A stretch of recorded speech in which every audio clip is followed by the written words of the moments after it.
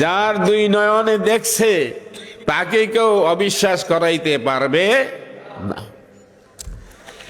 এই জন্য আল্লাহ পাক বলেন, আল্লাহ রাসূল সাল্লাল্লাহু আলাইহি সাল্লাম হাদিসের মধ্যে বলছেন যে দুইটা ইলম, একটা ইলমে মুআমেলা আর একটা মুকাশফা।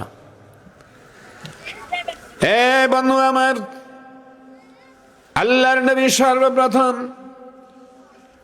হযরত আবু বকর সিদ্দিক, হযরত ওমর ফারুক রাদিয়াল্লাহু তাআলা আনহু দুইজনকে সর্বপ্রথম মারিফাত শিক্ষা দিলেন। হযরত আবু বকর সিদ্দিক রাদিয়াল্লাহু তাআলা আনহু আমার নবীজির দরবারে যখন বসতেন, খোলা চোখে আল্লাহর জান্নাত দেখতে পাইতেন। সুবহানাল্লাহ।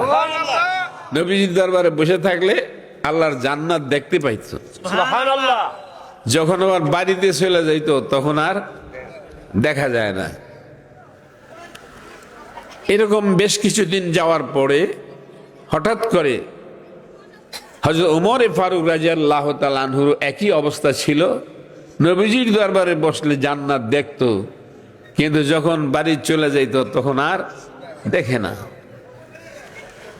একদিন হঠাৎ করে হযরত ওমর ফারুক রাদিয়াল্লাহু তাআলা আনহু আবু বকর সিদ্দিক রাদিয়াল্লাহু তাআলার কাছে বললেন, ভাই আবু বকর। বলে কি?